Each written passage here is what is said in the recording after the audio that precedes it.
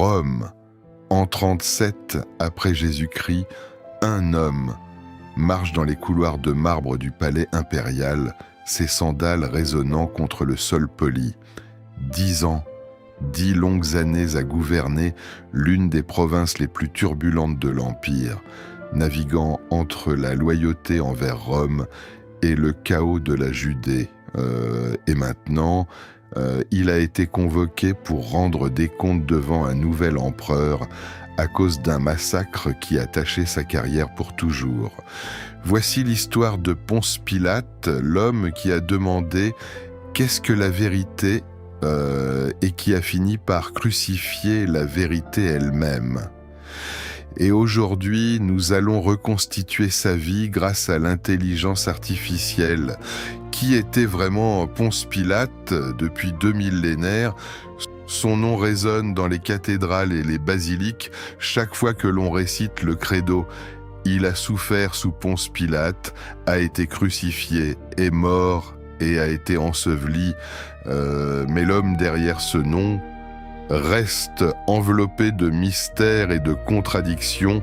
Les évangiles le présentent comme un homme hésitant, presque victime des circonstances, contraint par la pression politique à exécuter un innocent.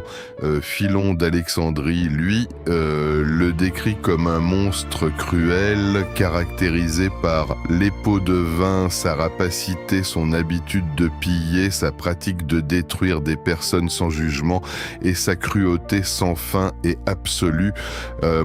Flavius Joseph, quant à lui, offre une perspective intermédiaire, un administrateur compétent, certes, mais dur, capable aussi bien de pragmatisme que de brutalité. Était-il un vil sadique qui prenait plaisir à torturer les Juifs, un bureaucrate lâche qui a sacrifié la justice par opportunisme politique, ou bien une victime de circonstances impossibles, pris en étau entre un peuple ingouvernable et un empereur impossible à satisfaire? La réponse, comme c'est souvent le cas avec les figures historiques complexes, on contient probablement des éléments des 3 perspectives. Pilate était le produit de son époque, forgé par la mentalité impériale romaine, mais aussi façonné par la réalité particulière de gouverner la Judée, une province où religion et politique s'entremêlaient de façon qu'aucun manuel administratif romain n'aurait pu anticiper. Pour comprendre Pilate, nous devons d'abord comprendre le monde qu'il a engendré et ce territoire impossible qui lui a été confié en l'an 26 après Jésus-Christ, lorsque Ponce Pilate prit les rênes de la Judée. L'Empire romain s'étendait depuis le mur d'Adrien en Écosse jusqu'aux cataractes du Nil en Égypte, depuis les côtes atlantiques de l'Hispanie jusqu'au fleuve Euphrate en Mésopotamie. C'était la superpuissance incontestée du monde méditerranéen et sa machinerie administrative était une merveille d'efficacité bureaucratique. Sur le trône impérial siégeait Tibère Jules César Auguste, un homme de 67 ans qui avait accédé au pouvoir à contre-cœur après la mort d'Auguste en l'an 14 après Jésus-Christ. Tibère était un brillant soldat, mais un politique méfiant, de plus en plus paranoïaque et replié sur lui-même dans sa villa de Capri, d'où il gouvernait l'Empire à travers un réseau d'informateurs et de subordonnés. L'administration de Tibère se caractérisait par la prudence fiscale, la compétence militaire et une suspicion constante envers tout subordonné qui montrait trop d'indépendance ou d'ambition. C'était un empereur qui récompensait la loyauté, mais qui punissait impitoyablement toute insubordination réelle ou supposée. Ses gouverneurs de province vivaient sous la pression permanente de maintenir l'ordre, sans provoquer d'incidents susceptibles d'attirer une attention impériale négative. Le système provincial romain était un savant mélange de gouvernement direct et indirect. Dans les provinces sénatoriales les plus pacifiées, le Sénat nommait des proconsuls pour des mandats d'1 an. Dans les provinces impériales les plus agitées, l'empereur nommait directement des légats ou des préfets pour des durées indéterminées. La Judée appartenait à cette seconde catégorie. Elle était considérée comme une province mineure mais problématique, suffisamment importante pour nécessiter une attention impériale directe, mais suffisamment petite pour être confiée à un préfet de rang équestre plutôt qu'à un légat sénatorial. C'était exactement le type de poste où un homme ambitieux pouvait faire sa carrière, ou la détruire complètement. Ponce Pilate appartenait à l'Ordo Equester, l'ordre des chevaliers romains, le deuxième échelon de l'aristocratie romaine après les sénateurs. Les Ponti étaient une famille respectable mais non aristocratique, originaire du centre de l'Italie, probablement de la région du Samnium, connue pour produire des soldats aguerris et des administrateurs compétents.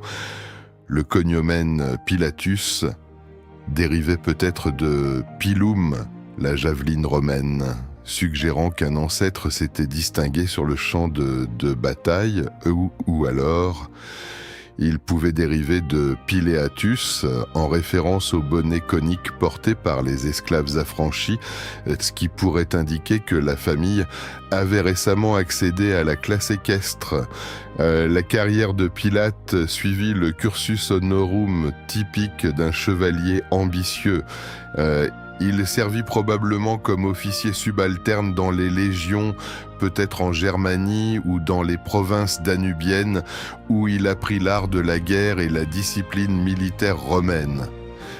Les sources historiques laissent entendre qu'il se distingua suffisamment pour attirer l'attention de Lucius Aelius Séjan, le puissant préfet du prétoire de Tibère. Séjan était le deuxième personnage le plus puissant de l'Empire, l'homme qui contrôlait l'accès à l'empereur et dirigeait la machinerie de sécurité impériale. C'était aussi un politique habile qui plaçait ses protégés à des postes clés dans le cadre de son propre réseau de pouvoir. La nomination de Pilate comme préfet de Judée fut probablement le fruit de cette connexion. C'était une relation qui profita bien à Pilate durant les premières années de son mandat, mais qui devint une malédiction lorsque Séjan tomba en disgrâce en l'an 30 et 1 après Jésus-Christ, accusé d'avoir conspiré contre Tibère.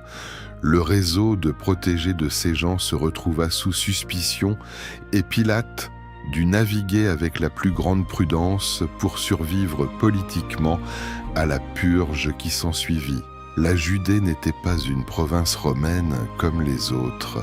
Alors que la plupart des territoires non conquis par Rome finissaient par accepter l'assimilation culturelle et religieuse, les Juifs maintinrent avec obstination leur identité distinctive, leurs coutumes particulières et leur monothéisme inflexible.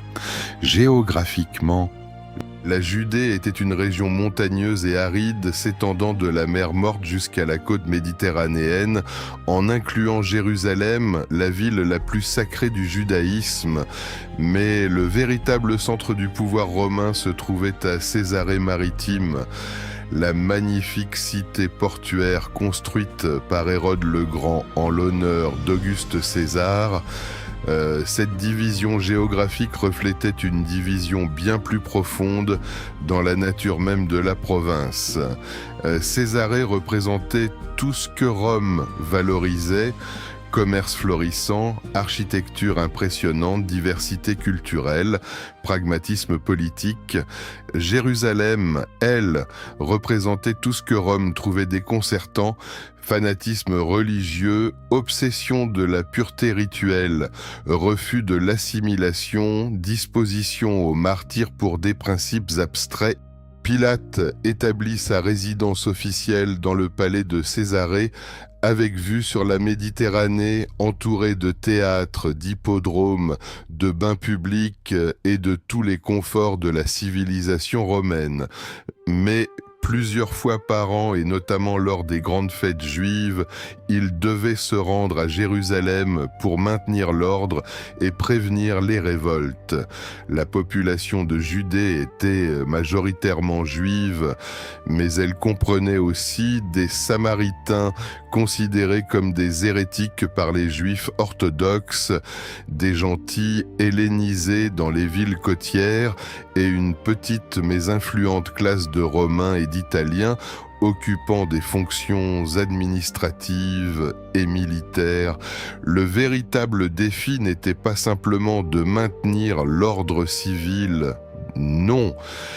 C'était de gouverner un peuple qui voyait la domination romaine comme une occupation blasphématoire de la terre promise par Dieu, qui considérait ses lois religieuses supérieures aux lois impériales et qui était prêt à mourir plutôt que de transiger sur certains principes théologiques que les Romains considéraient comme de simples superstitions irrationnelles. Césarée maritime était le joyau de l'administration romaine en Palestine, un témoignage impressionnant du génie architectural d'Hérode le Grand et du pouvoir de Rome à transformer des paysages entiers selon sa vision. Construite sur le site de l'ancienne Stratone, la ville avait été conçue de toutes pièces comme un port artificiel grâce à des techniques d'ingénierie romaine d'avant-garde. Le port fut bâti sur des piliers immergés de ciment hydraulique, une innovation technologique qui permettait la construction sous l'eau. Les quais s'avançaient dans la Méditerranée tels des bras protecteurs, créant un port sûr où les navires à grains égyptiens et les galères marchandes pouvaient accoster sans craindre les tempêtes. Le palais du préfet se dressait sur un promontoire dominant à la fois le port et la ville. C'était une structure magnifique, avec des colonnes de marbre, des fresques élaborées, des jardins à fontaines et des terrasses offrant des vues de panoramique sur la mer. Les appartements privés de Pilate comprenaient un triclinium pour les banquets officiels, une bibliothèque pour le travail administratif, des bains privés avec eau chaude et des chambres ornées des plus beaux exemples de l'art gréco-romain. La vie quotidienne du préfet suivait les rythmes de l'administration impériale. Les matinées commençaient par des audiences où il écoutait les requêtes, tranchait les litiges et examinait les rapports de ses subordonnés. Les midis étaient consacrés à la correspondance officielle, lettres au légat de Syrie, son supérieur immédiat, rapports à l'empereur, ordres aux unités militaires dispersées dans la province. Les après-midi étaient réservés à l'exercice physique dans le gymnase privé, aux bains dans les thermes et aux échanges avec d'autres Romains, officiers militaires, riches commerçants, dignitaires de passage. Les soirées pouvaient inclure de somptueux banquets arrosés de vin de Falerne, de la musique de lyre, des récitations poétiques et des conversations sur la philosophie, la politique et la littérature. C'était une vie de luxe considérable, mais aussi d'isolement culturel. Pilate vivait dans une bulle romaine au sein d'une province qui rejetait fondamentalement tout ce que cette bulle représentait. Bien que les sources historiques soient limitées, nous savons que Pilate était marié à une femme prénommée Claudia Procula, peut-être apparentée à la famille impériale par la lignée d'Auguste. Cette alliance matrimoniale n'était pas le fruit du hasard. Dans le système politique romain, les mariages étaient des alliances stratégiques qui consolidaient les réseaux de pouvoir et d'influence. Claudia Procula n'apparaît dans les évangiles qu'une seule fois et uniquement dans l'évangile de Matthieu où elle envoie un message urgent à son époux durant le procès de Jésus. Ne te mêle pas de l'affaire de ce juste, car aujourd'hui j'ai beaucoup souffert en songe à cause de lui. Cette brève apparition a suscité des siècles de spéculation. La tradition chrétienne ultérieure en a fait une figure presque héroïque, quelqu'un qui avait reconnu l'innocence de Jésus et tenté désespérément de sauver son époux de commettre une erreur judiciaire catastrophique. Certaines traditions orientales la considèrent même comme une sainte. D'un point de vue historique, son intervention suggère plusieurs possibilités intrigantes. Premièrement, qu'en tant que femme de la haute société romaine, elle avait un accès direct aux décisions politiques de son mari, ce qui n'était pas rare dans les mariages aristocratiques où les épouses jouaient le rôle de conseillères informelles. Deuxièmement, qu'elle prenait au sérieux les présages et les songes, ce qui était tout à fait cohérent avec la religiosité romaine de l'époque. Les Romains étaient profondément superstitieux et croyaient fermement que les dieux se manifestaient à travers les rêves, les augures et les prodiges. Troisièmement, qu'elle jouissait d'une influence sociale suffisante pour se permettre de contredire publiquement son mari sur une affaire d'État. Cela suggère soit une relation conjugale exceptionnellement étroite, soit une position sociale si élevée qu'elle se sentait à l'abri de toute représaille. Sa présence en Judée illustre également la façon dont les familles des administrateurs romains créaient de petites colonies de vie romaine en territoire étranger. Maintenant, leurs coutumes, leur religion et leur structure sociale, même dans des environnements hostiles.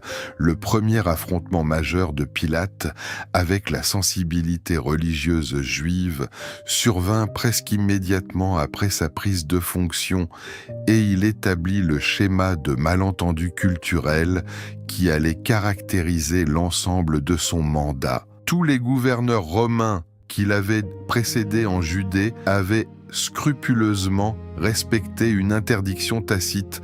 Les troupes romaines ne devaient pas faire entrer leurs enseignes militaires portant des effigies impériales dans Jérusalem.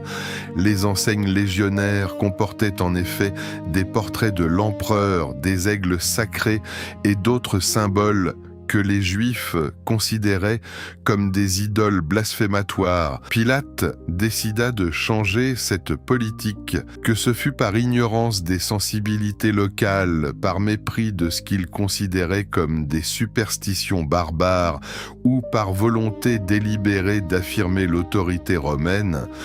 Il ordonna à ses troupes d'entrer dans Jérusalem avec toutes leurs enseignes déployées. La réaction fut immédiate et massive.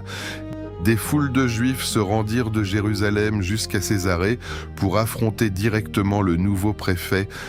Pendant 6 jours, ils maintinrent une protestation pacifique, mais implacable devant son palais, refusant de se disperser malgré les menaces. Flavius Joseph décrit la scène culminante. Pilate, excédé par la persistance des manifestants, ordonna à ses soldats de les encercler, l'épée au clair. Les Juifs, au lieu de fuir, se prosternèrent à terre et offrirent leur nuque, prêts à être décapités plutôt que de laisser profaner leur ville sainte. Face à la perspective d'un massacre qui aurait déstabilisé toute la province, Pilate céda. Les enseignes furent retirées de Jérusalem. Pour Pilate, cet épisode fut une révélation profonde. Il avait appris qu'il gouvernait un peuple prêt à mourir pour des principes qu'il jugeait absurdes, mais il avait aussi compris qu'ils avaient leurs limites. Il protestait, mais ne se rebellait aussi pas. Il mourait en martyr, mais ne tuait pas en révolutionnaire. C'était une leçon qui allait influencer toutes ses décisions futures, y compris la manière dont il gérerait l'affaire de Jésus de Nazareth. Le deuxième grand conflit du mandat de Pilate surgit de ses tentatives sincères d'améliorer l'infrastructure de Jérusalem, mais il révéla à quel point il était impossible de mener le moindre projet dans une ville où tout revêtait une signification religieuse. Jérusalem souffrait de problèmes chroniques d'approvisionnement en eau. La ville était construite dans les montagnes de Judée, dépendante des citernes, des puits et de quelques sources naturelles qui devenaient insuffisantes lors des grandes fêtes, quand la population était multipliée par 10 avec l'afflux de pèlerins venus de toute la diaspora. Pilate conçut un projet de travaux publics ambitieux, construire un aqueduc qui amènerait de l'eau fraîche depuis les montagnes de Bethléem jusqu'à Jérusalem. C'était exactement le type de projet dans lequel les Romains excellaient, une ingénierie pratique qui améliorait considérablement la qualité de vie urbaine. Le problème surgit avec le financement. Les fonds ordinaires de la province étaient insuffisants pour un projet d'une telle envergure. Pilate décida alors de puiser dans le corban le trésor du temple alimenté par les offrandes religieuses. Du point de vue romain, c'était parfaitement logique. L'argent serait utilisé au bénéfice de la ville même où se trouvait le temple. Les habitants de Jérusalem recevraient une eau abondante et pure. C'était un investissement public des plus raisonnables. Mais du point de vue juif, c'était un sacrilège intolérable. Le trésor du temple était de l'argent sacré exclusivement dédié à des fins religieuses. L'utiliser pour des projets séculiers, si bénéfiques fussent-ils, constituait une profanation. Lorsque le projet fut annoncé, des protestations massives éclatèrent. Pilate, se souvenant de la leçon de l'incident des enseignes, tenta de gérer la situation avec plus de subtilité.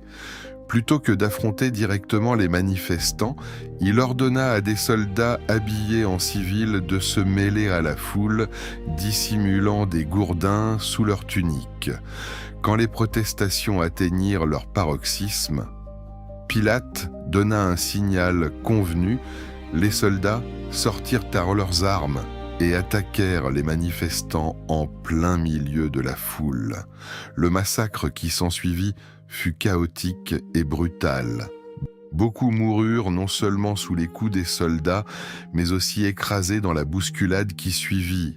L'aqueduc fut construit, l'eau parvint à Jérusalem, mais le sang versé pour ce projet tacha à jamais la relation entre Pilate et la population juive. Il n'était plus simplement un administrateur romain insensible, il était désormais l'assassin de pèlerins innocents. Le troisième grand conflit du mandat de Pilate démontra que même un préfet puissant avait des limites strictes à son autorité, surtout lorsque ses actes menaçaient la stabilité régionale. Pilate avait commandé une série de boucliers votifs en or destinés à être placés dans sa résidence de Jérusalem lors de ses visites officielles. Ces boucliers ne comportaient aucune image, seulement des inscriptions dédicatoires mentionnant l'empereur Tibère et Pilate lui-même. D'un point de vue légal romain, il ne viola pas techniquement les sensibilités iconoclastes juives. Mais l'aristocratie juive, conduite par des membres de la famille hérodienne, dont Hérode Antipas vit dans ses boucliers une nouvelle provocation délibérée. Ce n'était pas des images, certes, mais c'était des symboles du culte impérial au cœur de la ville sainte. Ce qui rendit ce conflit différent des précédents, ce fut la réponse juive. Plutôt que d'organiser des manifestations publiques que Pilate aurait pu réprimer violemment, les dirigeants juifs firent appel directement à l'empereur Tibère. Ils rédigèrent une lettre officielle dénonçant les boucliers comme une violation des privilèges religieux que Rome avait historiquement garantis aux Juifs. La lettre était un chef-d'œuvre de diplomatie juridique. Elle n'attaquait pas Pilate directement, ni ne remettait en cause l'autorité romaine. Elle rappelait simplement à l'empereur qu'Auguste et Tibère lui-même avaient promis de respecter les coutumes religieuses juives. Les boucliers, arguait-il, violaient ces garanties impériales. La réponse de Tibère fut rapide et dévastatrice pour Pilate. L'empereur ordonna immédiatement le retrait des boucliers et leur transfert dans un temple impérial à Césarée, loin de Jérusalem. Mais ce qui fut le plus humiliant, ce fut le ton de la lettre impériale. Tibère réprimanda Pilate pour son inflexibilité et sa cruauté implacable, et l'avertit que de futurs incidents similaires auraient de graves conséquences pour sa carrière. C'était la première fois que Pilate recevait une réprimande directe de l'empereur. Il était désormais clairement établi que, quel que fût son pouvoir en Judée, il demeurait entièrement soumis à la volonté impériale. Et cela créait un précédent dangereux. Les dirigeants juifs avaient appris qu'ils pouvaient en appeler au-dessus de lui directement à Rome. Cette dynamique serait cruciale des années plus tard, lors du procès de Jésus, quand les chefs religieux menacèrent de dénoncer Pilate à César s'il n'exécutait pas le prophète galiléen. 3 fois par an, pendant la Pâque, la Pentecôte et la fête des Tabernacles, Jérusalem se transformait d'une ville provinciale d'environ 50 000 habitants permanents en une métropole bondée accueillant jusqu'à 400 000 pèlerins, des Juifs d'Égypte, de Babylone, de Rome, d'Alexandrie, d'Asie mineure et de tout le bassin méditerranéen convergeaient vers la ville sainte pour accomplir leurs obligations religieuses. La logistique était écrasante. Les maisons particulières débordaient d'hôtes, des tentes et des abris provisoires couvraient les collines alentours. Les prix de la nourriture et du logement s'envolaient. Les rues devenaient en des fleuves humains pratiquement impraticables. Le réseau hydraulique était poussé à ses limites. Mais le véritable défi pour les autorités romaines n'était pas logistique, il était psychologique.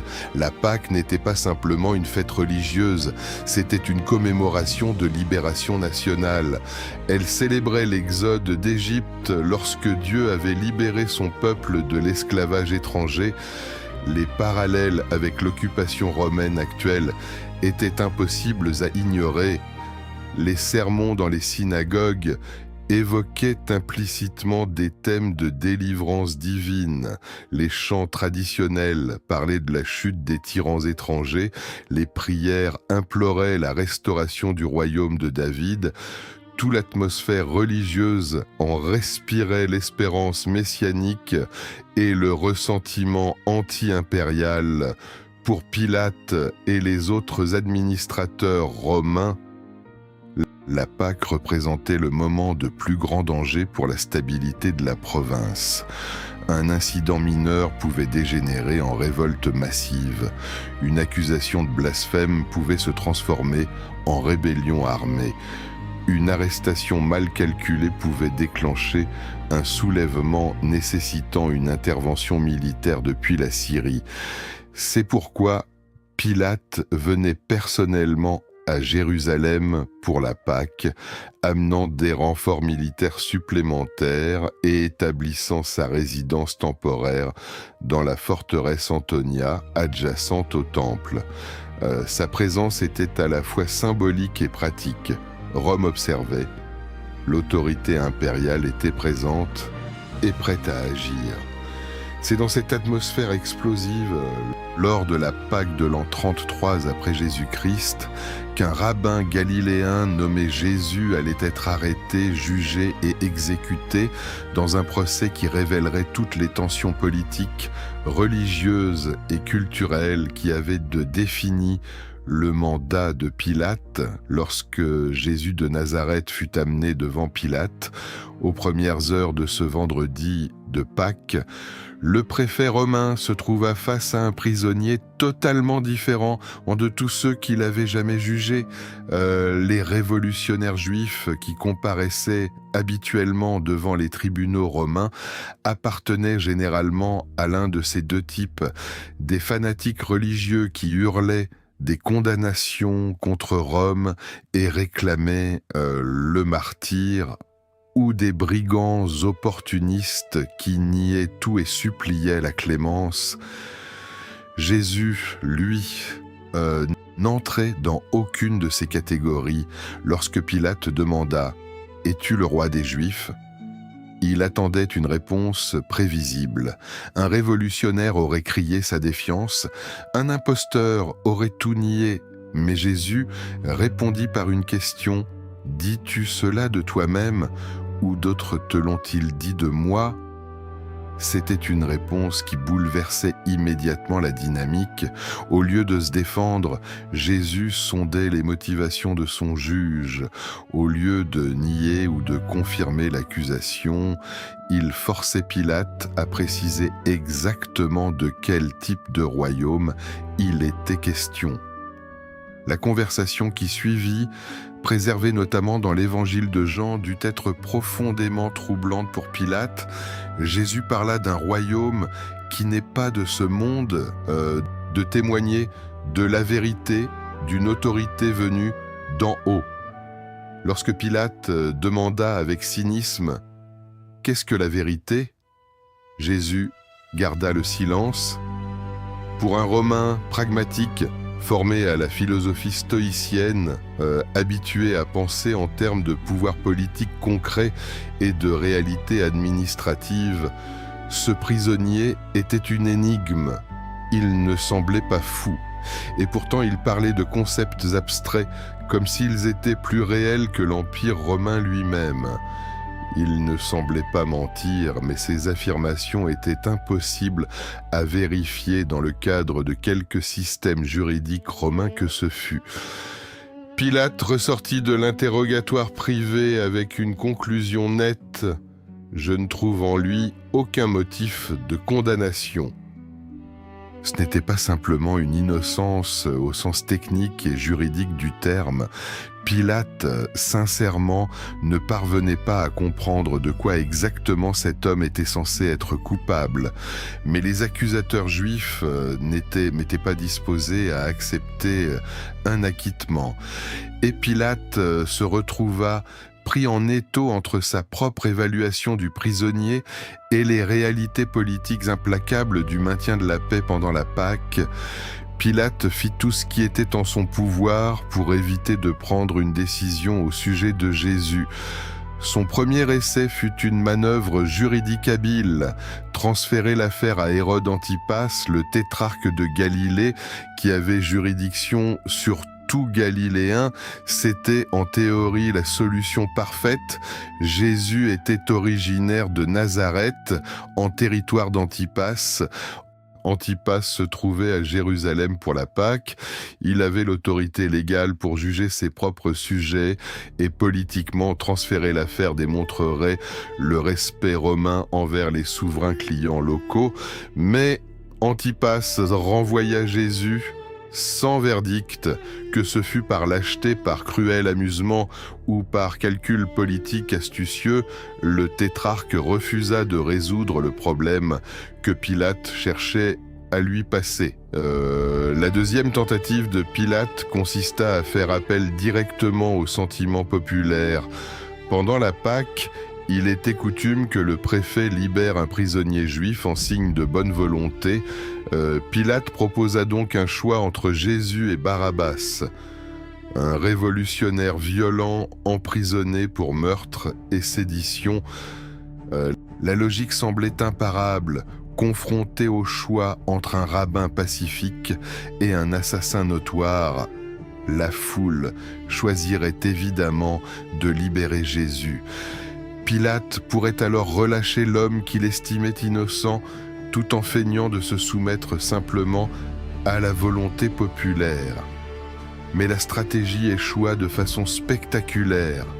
La foule, manipulée par les chefs religieux ou sincèrement préférant un révolutionnaire nationaliste à un prophète religieux controversé, hurla « Barabbas, Barabbas ». Lorsque Pilate demanda ce qu'il devait faire de Jésus, la réponse fut sans équivoque « Crucifie-le, crucifie-le ». Pilate tenta une ultime manœuvre. Il ordonna que Jésus soit flagellé, espérant que de ce châtiment satisferait la soif de vengeance sans aller jusqu'à l'exécution. Lorsqu'il présenta le prisonnier meurtri et ensanglanté en déclarant « Voici l'homme », il espérait susciter la compassion. Au lieu de cela, il ne provoqua que des cris supplémentaires réclamant la crucifixion. Le moment décisif du procès arriva lorsque les chefs juifs jouèrent leur dernière carte politique. Si tu le relâches, tu n'es pas ami de César. Quiconque se fait roi s'oppose à César. L'expression « ami de César » Amicus Caesaris n'était pas simplement un compliment, c'était un titre politique précis qui dénotait la confiance personnelle de l'empereur. Les amis de César jouissaient d'un accès privilégié, d'une protection impériale et d'une carrière accélérée, mais ils vivaient aussi sous une surveillance constante, car perdre cette amitié signifiait la destruction politique et bien souvent physique. La menace était on ne peut plus claire.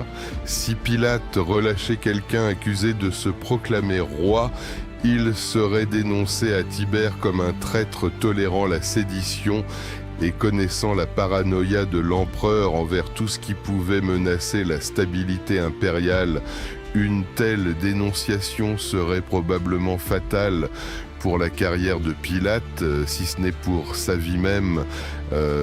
Pilate se souvenait parfaitement de l'affaire des boucliers d'or, quand Tibère l'avait sévèrement réprimandé pour avoir créé des controverses inutiles.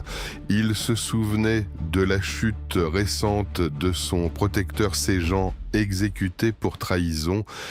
Il se souvenait de la façon dont la paranoïa impériale avait détruit des dizaines de fonctionnaires qui avaient commis des erreurs bien moindres que celle de tolérer un prétendu roi rival. Le calcul politique était brutal mais limpide.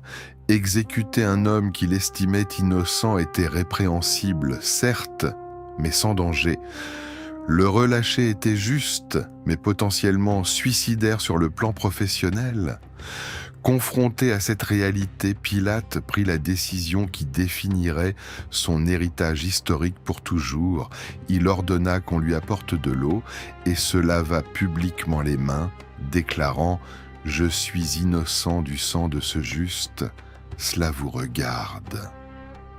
C'était un geste théâtral d'exonération personnelle, mais juridiquement vide de sens. En tant que préfet romain, il détenait l'autorité finale sur la sentence. Sa responsabilité légale était incontournable, peu importe combien de fois il se lavait les mains.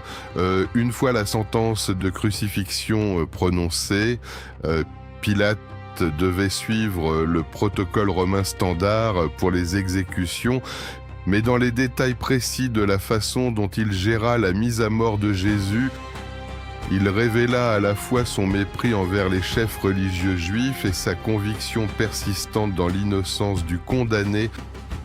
La crucifixion romaine incluait généralement un titulus crucis, ou une inscription identifiant le criminel et son délit précis. Celle-ci servait à la fois d'humiliation pour le condamné et d'avertissement public adressé à tous les contrevenants potentiels. Pour Jésus, Pilate ordonna une inscription en 3 langues, en hébreu ou plutôt en araméen, en latin et en grec, Jesus Nazarenus Rex Iudaeorum, Jésus de Nazareth, roi des Juifs. Dans l'acrostiche hébreu, les initiales épelées de Dvejabayash, le nom sacré de Dieu, les chefs religieux furent immédiatement consternés. Ils coururent chez Pilate en exigeant qu'il modifie l'inscription pour qu'elle lise « Celui-ci a dit « Je suis le roi des Juifs », transformant ainsi une proclamation en simple affirmation de l'accusé. La réponse de Pilate fut tranchante et irrévocable. Ce que j'ai écrit, je l'ai écrit. En cet instant, Pilate révéla ses véritables sentiments sur l'ensemble du processus. L'inscription était sa façon de se venger des dirigeants qu'il avait manipulés politiquement. C'était sa déclaration publique selon laquelle il considérait Jésus comme plus digne du titre de roi des Juifs que n'importe lequel de ses accusateurs. C'était sa façon de transformer une exécution en couronnement posthume. En refusant de modifier l'inscription, Pilate déclarait que le véritable crime n'était pas la prétention royale de Jésus, mais la conspiration des chefs religieux pour forcer la condamnation d'un innocent. Chaque pèlerin qui passerait devant le Golgotha pendant la Pâque lirait que l'homme suspendu à la croix centrale était officiellement le roi des Juifs, selon Rome elle-même. C'était le dernier acte de mépris d'un administrateur romain envers des sujets qui avaient prouvé être politiquement plus habiles que lui. La pratique romaine standard consistait à laisser les corps des condamnés exposés sur les croix jusqu'à leur décomposition complète, comme avertissement suprême adressé aux autres contrevenants potentiels. Les corps finissaient par être jetés dans des fosses communes ou abandonnés aux oiseaux et aux bêtes sauvages. Mais à la fin de ce vendredi-là, Joseph d'Arimathie, un membre du Sanhédrin, demanda audience à Pilate pour réclamer le corps de Jésus. C'était une demande extraordinaire qui bousculait à la fois le protocole romain et la pratique juive ordinaire. Pilate fut surpris que Jésus fût décédé si vite. La condamnation à la croix prenait habituellement des jours, non des heures. Il convoqua le centurion responsable pour s'assurer que le décès était bien réel, avant même d'envisager de répondre à la requête. Lorsque le centurion confirma le décès, Pilate accorda le corps à Joseph. C'était une décision qui révélait plusieurs dimensions de sa pensée sur cette affaire. Premièrement, elle témoignait d'un respect persistant envers Jésus, même après la sentence. Un préfet romain n'avait aucune obligation légale de satisfaire des demandes d'inhumation juive, surtout pour des condamnés. Deuxièmement, elle révélait un pragmatisme politique. Joseph était un membre respecté du Sanhédrin et accéder à sa requête pouvait aider à réparer les relations avec au moins une faction de l'élite juive. Troisièmement, elle trahissait une compréhension subtile de la psychologie juive. Des funérailles honorables contribueraient à contenir tout éventuel culte du martyr autour de la sentence.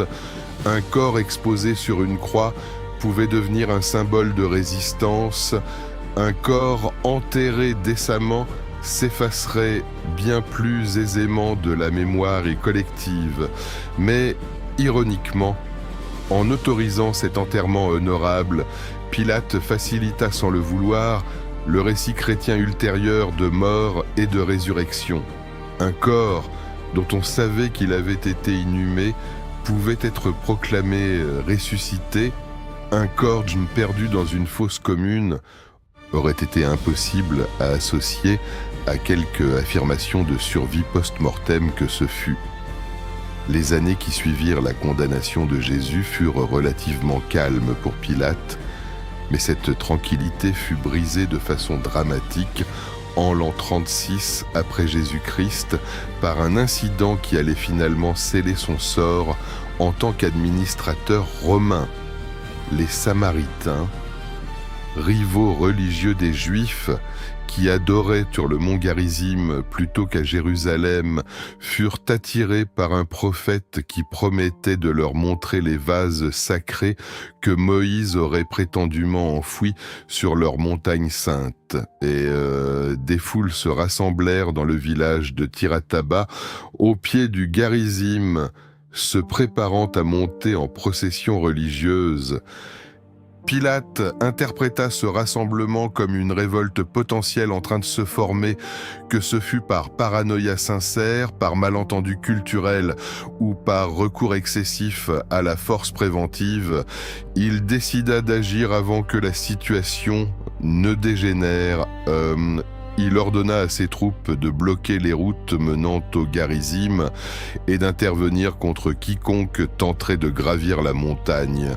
La répression qui s'ensuivit fut étendue et sans discrimination. De nombreux Samaritains perdirent la vie, d'autres furent capturés et les chefs du mouvement furent condamnés sommairement. Du point de vue romain, Pilate avait réussi à prévenir une rébellion potentielle. Il avait maintenu l'ordre impérial et protégé la stabilité provinciale. Du point de vue samaritain, il avait anéanti des pèlerins religieux innocents qui ne cherchaient que des trésors spirituels. Ce n'était pas de la prévention, c'était une destruction collective. Les dirigeants samaritains survivants envoyèrent une délégation officielle à Vitellius, le légat impérial de Syrie et supérieur direct de Pilate, dénonçant la répression comme un acte de brutalité injustifiée contre des civils innocents. Vitellius, après avoir instruit les accusations, conclut que Pilate avait gravement outrepassé son autorité et agi avec une sévérité inutile. Il ordonna immédiatement à Pilate de rentrer à Rome pour expliquer ses actes devant l'empereur Tibère. Après 10 ans à gouverner une province impossible, la carrière de Pilate en tant qu'administrateur romain était terminée. Mais son jugement final allait se dérouler devant un empereur qui avait été son protecteur lointain pendant toute une décennie.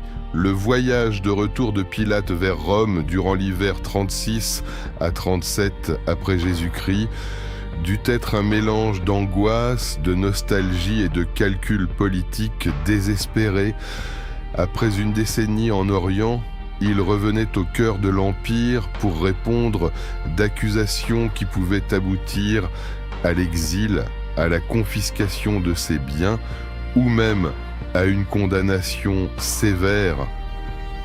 Durant les longues semaines de navigation à travers la Méditerranée hivernale, Pilate répéta probablement sa défense encore et encore. Il pouvait arguer qu'il avait maintenu la paix en Judée pendant 10 ans, ce que de rares administrateurs avaient réussi à accomplir. Il pouvait souligner qu'il avait mené à bien d'importants projets d'infrastructures, comme l'aqueduc de Jérusalem. Il pouvait insister sur sa loyauté indéfectible envers l'Empire et sa fermeté face à la sédition. Mais il savait aussi que Tibère avait changé durant ces années à Capri. L'empereur, qui avait jadis été un soldat pragmatique, était devenu de plus en plus soupçonneux, isolé et inflexible. Des amis de longue date pouvaient s'être sanctionnés sur la foi de simples rumeurs. Des administrateurs compétents pouvaient être détruits pour des griefs mineurs. Le voyage prit des mois, naviguant lentement à travers les tempêtes hivernales, faisant escale dans les ports d'Asie mineure, de Grèce et enfin d'Italie. Et lorsque Pilate atteignit enfin le sol romain, il apprit une nouvelle qui changeait tout. Tibère était décédé à Capri le 16 mars de l'an 37 après Jésus-Christ. L'homme devant lequel Pilate était venu se défendre n'existait plus. Sur le trône impérial siégeait désormais Gaius César, connu sous le nom de Caligula, un jeune homme de 24 ans au caractère volcanique et aux priorités radicalement différentes. Pilate, qui avait préparé sa défense pour un empereur familier mais redoutable, devait maintenant présenter son cas devant un empereur jeune, imprévisible et sans lien personnel avec son service passé. C'était comme s'il avait navigué vers un pays entièrement différent. Les sources historiques sur le destin final de Pilate sont d'une imprécision frustrante et profondément contradictoire. Une fois qu'il disparaît des chroniques officielles après son retour à Rome, il devient une figure plus légendaire qu'historique, engendrant des théories et des traditions qui en disent davantage sur les préoccupations des différentes communautés que sur des faits vérifiables. La tradition historique romaine, représentée principalement par des auteurs comme Tertullien et Eusèbe, suggère que Pilate tomba finalement en disgrâce sous Caligula et fut envoyé en exil dans les Gaules, où il mit fin à ses jours dans le désespoir. Cette version met l'accent sur le sort mérité d'un dirigeant qui abusa de son pouvoir. Les traditions chrétiennes occidentales le présentent généralement comme un homme tourmenté par la culpabilité, hanté par des cauchemars liés à son rôle dans la condamnation de Jésus, finalement conduit à mettre fin à ses jours par le remords. Certaines variantes suggèrent qu'il se jeta dans le Tibre à Rome, d'autres qu'il disparut dans un lac en Suisse qui porte encore son nom, mais les traditions chrétiennes orientales, notamment en Éthiopie et chez les chrétiens coptes, proposent un récit radicalement différent. Dans ces traditions, Pilate se convertit secrètement au christianisme, reconnaissant trop tard la véritable identité de l'homme qu'il avait fait condamner. Certaines versions le présentent même comme un témoin de la foi, ayant souffert pour ses convictions chrétiennes. L'Église copte éthiopienne vénère même Pilate comme un saint, célébrant sa fête le 19 juin aux côtés de son épouse Claudia Procula. Dans cette tradition, sa question « Qu'est-ce que la vérité ?» n'est plus du cynisme philosophique, mais une quête spirituelle sincère qui finit par trouver sa réponse.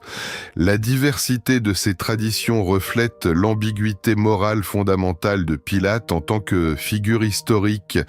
Il était à la fois responsable et victime, juge et jugé, tout-puissant et impuissant. Différentes communautés ont projeté leurs propres préoccupations théologiques et politiques sur sa mémoire. Pendant des siècles, des sceptiques ont remis en question l'existence historique de Ponce Pilate, affirmant qu'il pourrait être une invention chrétienne tardive de moment destinée à conférer une crédibilité historique aux récits évangéliques. Certains universitaires suggéraient que les détails précis sur son administration étaient trop circonstanciés pour être authentiques. Ces doutes furent balayés de façon spectaculaire en 1961 lorsque des archéologues italiens, fouillant un théâtre romain à Césarée-Maritime, découvrirent une dalle de calcaire portant une inscription latine partiellement endommagée, mais parfaitement lisible. L'inscription se lit ainsi Tiberium Pontius Pilatus Praefectus Iudaeae fecit, traduite. Elle dit approximativement du Tibère, Ponce Pilate, préfet de Judée, a fait.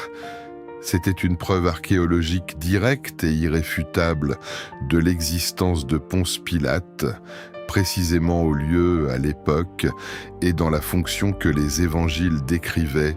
L'inscription confirmait son titre officiel de préfet et non de procurateur, comme certaines sources ultérieures l'avaient désigné, sa juridiction sur la Judée et son époque sous le règne de Tibère.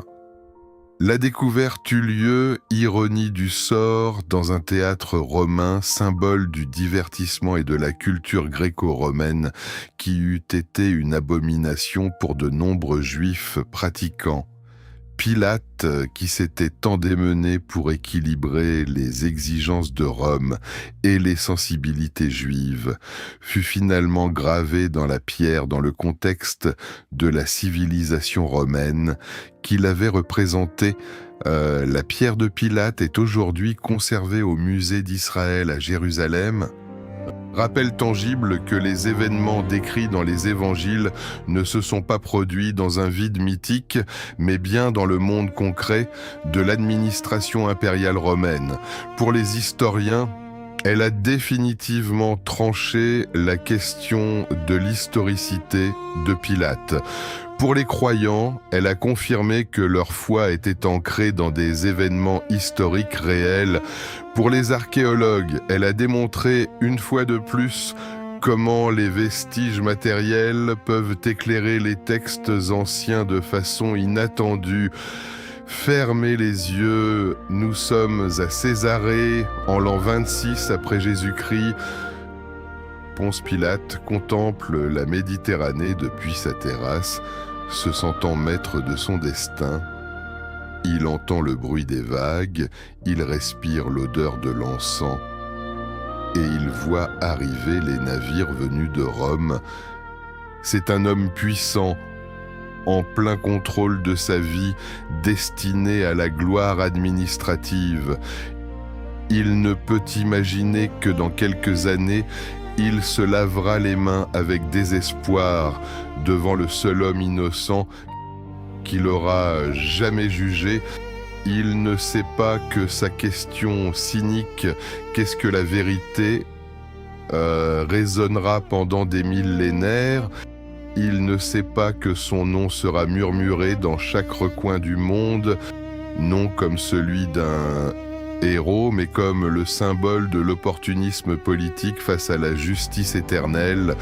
Ouvrez les yeux, nous sommes de retour dans le présent. La question de Pilate demeure entière. Lorsque la vérité défie vos ambitions et exige un sacrifice, la reconnaissez-vous ou choisissez-vous la sécurité du silence ? Pilate a cherché la stabilité et il a trouvé une responsabilité éternelle. Il avait le pouvoir de condamner la vérité, mais pas celui d'empêcher cette vérité de transformer le monde. La question n'est pas de savoir ce qu'aurait fait un préfet en l'an 33 après Jésus-Christ. La vraie question, c'est ce que vous ferez aujourd'hui dans votre propre moment historique lorsque la vérité exigera une réponse.